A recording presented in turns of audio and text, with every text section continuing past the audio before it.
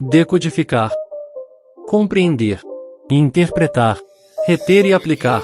Aqui, bem-vindo ao canal Mental Impulse. Para apoiar o canal, não esqueça de inscrever-se, curtir, comentar e compartilhar. Demonstre sua gratidão às pessoas que colaboram para seu desenvolvimento. Aviso: este vídeo contém ativadores sonoros e visuais que auxiliam a compreensão, foco e mentalização das informações. Lei 47. Não ultrapasse a meta estabelecida. Na vitória, aprenda a parar. Julgamento. O momento da vitória é quase sempre o mais perigoso. No calor da vitória, a ignorância e o excesso de comemoração podem fazer você avançar além da sua meta e, ao ir longe demais, você conquista mais inimigos do que derrota. Não deixe o sucesso lhe subir a cabeça. Nada substitui a estratégia e o planejamento cuidadoso. Fixe a meta e, ao alcançá-la, pare. A lei transgredida. Em 559 a.C., um jovem chamado Ciro reuniu entre as tribos espalhadas pela Pérsia um imenso exército e marchou contra seu avô Astíages, rei dos Medos. Ele derrotou Astíages com facilidade, fez-se coroar rei da Média e da Pérsia, e começou a construir o Império Persa. Uma vitória após a outra, em rápida sucessão. Ciro derrotou Creso, governante da Lídia, depois conquistou as Ilhas Jônicas e outros reinados menores, marchou sobre a Babilônia e arrasou. Ficou logo conhecido como Ciro, o Grande, rei do mundo. O frangote vaidoso. Dois frangotes brigavam num monte de esterco. Um era mais forte, venceu o outro e o arrastou para fora dali. As galinhas se reuniram todas em volta do frangote e começaram a aplaudir. O frangote então quis que no quintal vizinho soubessem da sua força e da sua glória. Voou até o topo do celeiro, bateu as asas e cacarejou bem alto: olhem para mim, todos vocês. Sou um frangote vitorioso. Não há no mundo frangote mais forte do que eu. O frangote ainda não havia terminado quando uma águia o matou com suas garras e o levou para o ninho. Fábulas, Leão Tolstói, de 1828 a 1910. Depois de se apossar das riquezas da Babilônia, Ciro voltou seus olhos para o Oriente, para as tribos semibárbaras do Massagetai, um vasto reino às margens do Mar Cáspio. Uma feroz raça de guerreiros, liderados pela rainha Tomiris, os Massagetai não tinham as riquezas da Babilônia, mas Ciro resolveu atacá-los assim mesmo, acreditando-se sobre-humano e invencível. Os Massagetai cairiam facilmente diante dos seus vastos exércitos, tornando seu império imenso. Em 529 a.C., então, Ciro marchou em direção ao largo rio Araxes, porta de entrada do reino dos Massagetai. Enquanto montava acampamento na margem ocidental, ele recebeu uma mensagem da rainha Tomiris, rei dos Medos. Dizia: aconselho-o a desistir desta aventura, pois não pode saber se no final ela lhe trará algum benefício. Governe o seu próprio povo, e tente suportar a ideia de me ver governar o meu. Mas certamente recusará o meu conselho, pois a última coisa que deseja é viver em paz. Tomiris, confiante na força do seu exército e não desejando retardar uma batalha inevitável, ofereceu-se para retirar suas tropas do seu lado do rio, permitindo que Ciro atravessasse com segurança e combatesse o seu exército na margem oriental, se assim o desejasse. Ciro concordou, mas, em vez de enfrentar logo o inimigo, ele resolveu aplicar um golpe. Os Massagetai conheciam poucos luxos. Depois de atravessar o rio e montar acampamento na margem oriental, Ciro pôs à mesa um sofisticado banquete, com fartura de carnes, doces e vinho forte. Em seguida, deixou ali as suas tropas mais fracas e retirou o resto para o rio. Logo em seguida um grande destacamento Massagetai atacou o acampamento, matando todos os soldados persas numa feroz batalha. Depois, não conseguindo resistir ao fabuloso festim abandonado, todos comeram e beberam à vontade. E aí, inevitavelmente, caíram no sono. Naquela mesma noite o exército persa voltou ao acampamento, matando muitos dos soldados que estavam dormindo e capturando o resto. Entre os prisioneiros estava o seu general, um jovem chamado Spargapises, filho da rainha Tomiris. Quando a rainha soube o que tinha acontecido, enviou uma mensagem a Ciro, repreendendo-o por usar um truque para derrotar o seu exército. Agora, ouça-me, escreveu ela, e o conselho é para o seu bem: devolva-me o meu filho e saia do meu país com suas forças ilesas, e contente-se com o seu triunfo sobre uma terça parte dos Massagetai. Se recusar, juro pelo sol nosso mestre dar-lhe mais sangue do que conseguirá beber, apesar de toda a sua guludice. Ciro zombou dela, ele não libertaria o seu filho. Ele ia acabar com aqueles bárbaros. O filho da rainha, vendo que não seria libertado, não suportou a humilhação e se suicidou. A notícia da morte do filho arrasou Tomiris. Ela reuniu todos os exércitos que conseguiu convocar no seu reino, e excitando-os a um desejo frenético de vingança, travou com as tropas de Ciro uma violenta e sanguinária batalha. Finalmente, os Massagetai prevaleceram. Na sua raiva, dizimaram o exército persa, matando o próprio Ciro. A sequência do interrogatório. Em todos os seus interrogatórios, o mais importante de tudo, deixe-me repetir a ordem para estar sempre alerta para o melhor momento de parar. Nada pode ser mais importante do que encerrar o seu interrogatório com um triunfo. São tantos os advogados que conseguem pegar uma testemunha em grave contradição, mas, não satisfeitos com isso, continuam fazendo perguntas, e seguem interrogando até anular o efeito da sua vantagem anterior sobre o júri. The Art of Cross-Examination, Francis L. Velman, 1913. Depois da batalha, Tomiris e seus soldados vasculharam o acampamento em busca do corpo de Ciro. Quando o encontraram, ela cortou a sua cabeça e a mergulhou num odre de vinho cheio de sangue humano, gritando: embora eu tenha vencido e continue viva, você me arruinou tomando traiçoeiramente o meu filho. Veja agora, cumpro o que prometi, você tem a sua dose de sangue. Depois da morte de Ciro, o Império Persa rapidamente se desmantelou. Uma atitude arrogante desfez todo o trabalho de Ciro. Interpretação. Não há nada mais inebriante do que a vitória, e nada mais perigoso. Ciro tinha construído seu império sobre as ruínas do anterior. 100 anos antes, o poderoso império assírio fora totalmente destruído, e da sua esplêndida capital Nínive só restavam ruínas na areia. Os assírios tinham sofrido este destino porque exageraram, destruindo uma cidade-estado após a outra até perderem de vista o objetivo das suas vitórias, e também dos custos. Eles se expandiram demais e fizeram muitos inimigos, que acabaram se unindo para destruí-los. Ciro ignorou a lição da Síria. Não deu atenção aos avisos de oráculos e conselheiros. Não se importou em ofender uma rainha. Suas muitas vitórias tinham-lhe subido a cabeça, toldando-lhe a razão. Em vez de consolidar o seu já vasto império, ele continuou em frente. Em vez de reconhecer as diferenças entre as situações, ele sempre achava que uma nova guerra teria o mesmo resultado da anterior desde que usasse os métodos que já conhecia, a força e a astúcia impiedosa. O general ambicioso. Lemos sobre muitos casos como este, pois o general que, por sua bravura, conquistou para seu senhor um estado e, pela vitória sobre o inimigo, obteve para si próprio muitas glórias e encheu seus soldados de ricos despojos de guerra, adquire necessariamente junto com seus próprios soldados, assim como os do inimigo e com os súditos do príncipe, uma tão elevada reputação, que a sua própria vitória pode se tornar desagradável, e motivo de apreensão para seu príncipe. Como a natureza do homem é ambiciosa e desconfiada, e não coloca limites à sua própria sorte, não é impossível que a suspeita que a vitória do general possa ter de repente originado na mente do príncipe tenha se agravado por algumas expressões insolentes de sua parte, de forma que o príncipe naturalmente será levado a pensar em se defender da ambição deste general. E, para isso, os meios que lhe vêm à mente são mandar matar o general ou privá-lo dessa reputação adquirida junto com o exército e o povo do príncipe, fazendo de tudo para provar que a vitória do general não se deveu à sua habilidade e coragem, mas ao acaso e à covardia do inimigo, ou à sagacidade dos outros capitães que estavam com ele em ação. Nicolau Maquiavel, de 1469 a 1527. Compreenda, na esfera do poder, você deve se guiar pela razão. Deixar que uma emoção momentânea, ou uma vitória emocional, influencie ou oriente os seus movimentos será fatal. Quando você alcançar o sucesso, recue. Tenha cautela. Saindo-se vitorioso, compreenda o que as circunstâncias particulares de uma situação representam, e não fique repetindo simplesmente as mesmas ações. Ao longo de toda a história vêm-se espalhadas as ruínas de impérios vitoriosos e corpos de líderes que não aprenderam a parar e consolidar seus ganhos. A lei observada. Ninguém na história ocupou uma posição mais delicada e precária do que a amante do rei. Em épocas difíceis, ela não tinha nenhum poder real ou legítimo em que se apoiar, vivia cercada por um bando de cortesãos invejosos esperando ansiosamente que ela caísse em desgraça. E, como seu poder estava em geral na sua beleza física, para a maioria das amantes reais essa queda era inevitável e desagradável. O rei Luís XV, da França, começou a manter amantes oficiais logo no início do seu reinado, a sorte de cada dessas mulheres raramente durando mais do que alguns anos.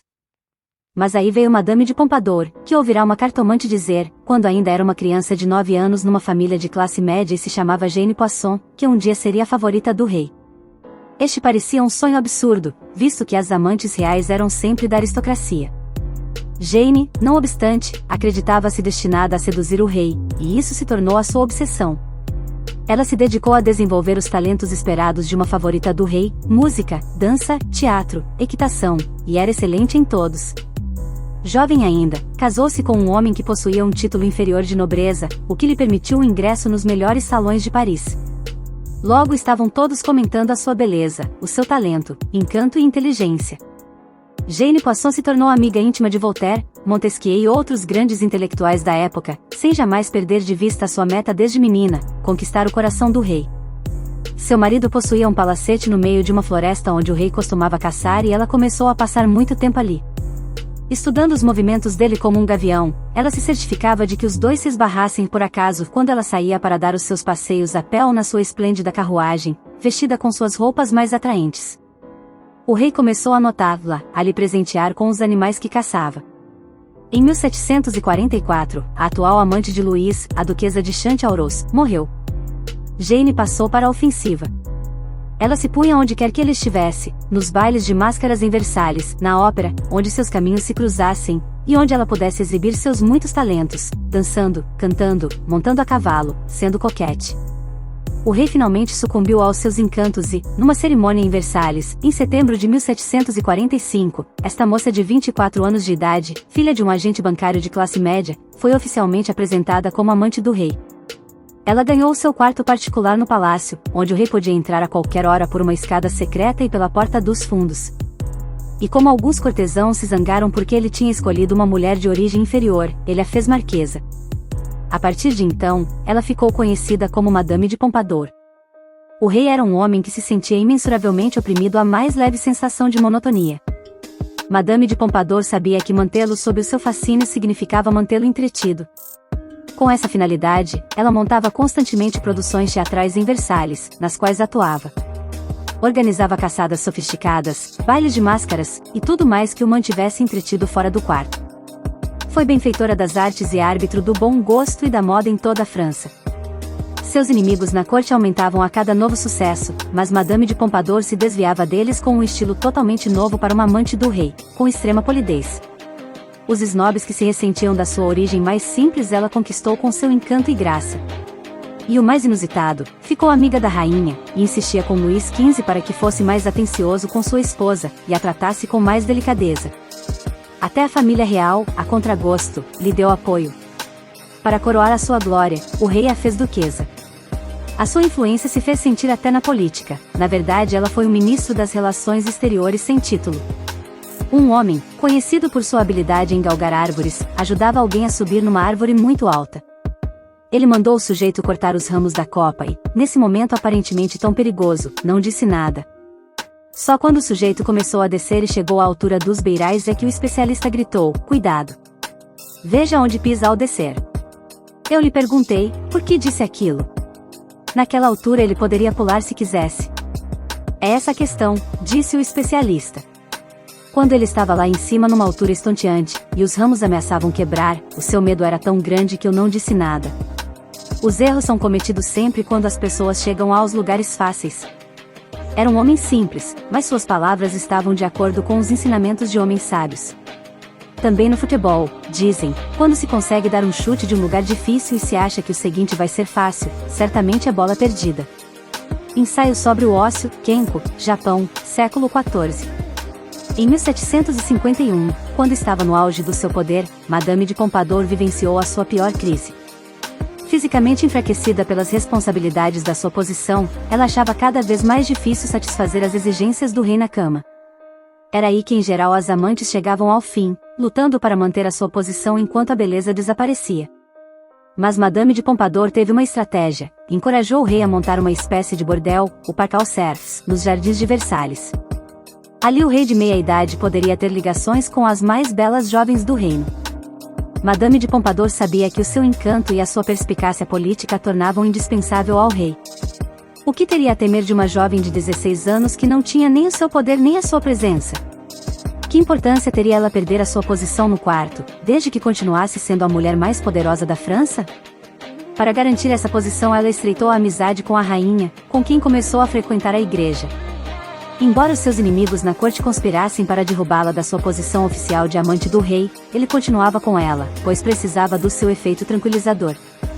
Só quando a sua participação na desastrosa Guerra dos 7 Anos foi muito criticada é que ela aos poucos foi se afastando dos assuntos públicos. A saúde de Madame de Pompadour sempre foi muito delicada, e ela morreu aos 43 anos, em 1764.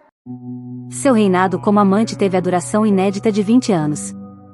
Ela foi lamentada por todos, escreveu o Duque de Croy, pois era gentil e atenciosa com todos que se aproximavam dela. Interpretação.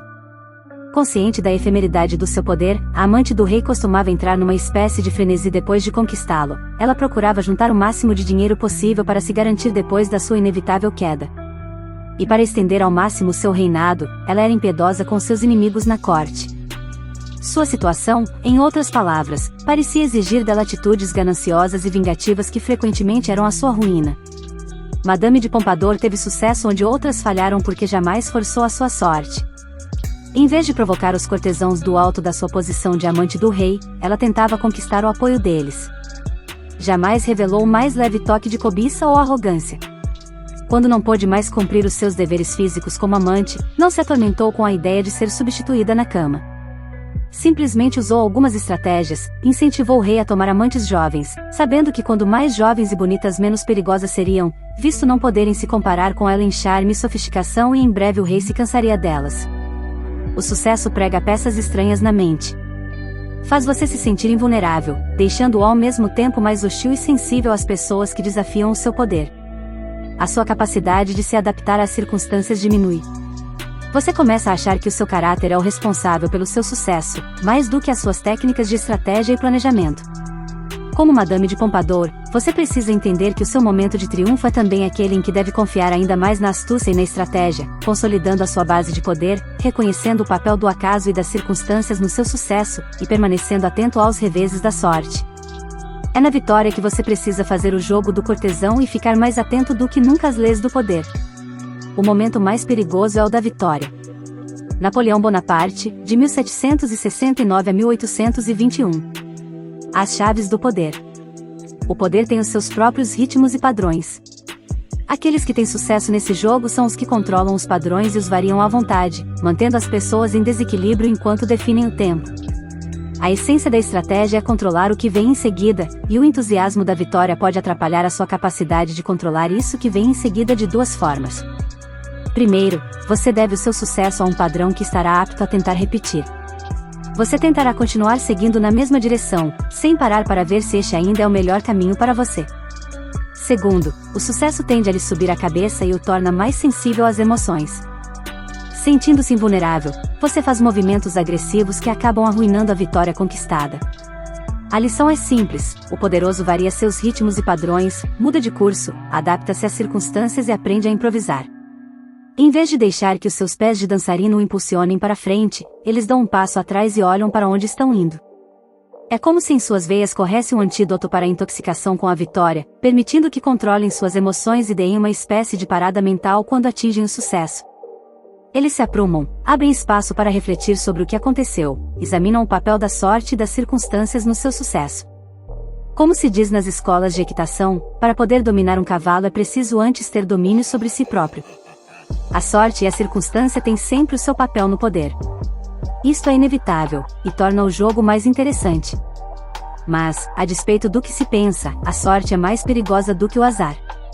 O azar dá lições preciosas sobre paciência, tempo oportuno e a necessidade de estar preparado para o pior. A sorte ilude ensinando o contrário, fazendo você pensar que o seu brilhantismo vai sustentá-lo até o fim. A sorte vira, isso é inevitável, e aí você estará totalmente despreparado. Segundo Maquiavel, essa foi a ruína de César Borgia. Ele teve muitos triunfos, foi na verdade um hábil estrategista, mas teve o azar de ter tido sorte, teve um papa como pai. Então, quando teve azar de verdade, o pai morreu, não estava preparado para isso e foi devorado pelos muitos inimigos que tinha feito. A mesma sorte que o põe lá em cima ou sela o seu sucesso mostra que é hora de abrir os olhos, a roda da fortuna o lançará para baixo com a mesma facilidade com que o coloca lá no alto. Preparando-se para a queda, é menos provável que ela o arruíne quando acontecer.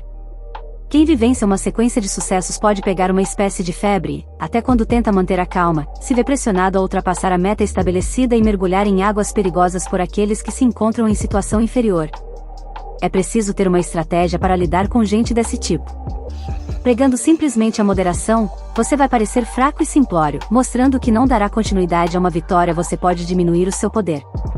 Quando Péricles, general e estadista ateniense, liderou uma série de campanhas navais no Mar Negro, em 436 a.C., a facilidade dos seus triunfos inflamou o desejo dos atenienses por mais vitórias. Eles sonhavam em conquistar o Egito, invadir a Pérsia e partir para a Sicília.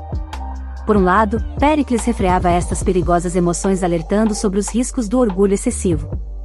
Por outro, ele os alimentava travando pequenas batalhas que sabia que ia vencer, criando a aparência de estar preservando o ímpeto de sucesso.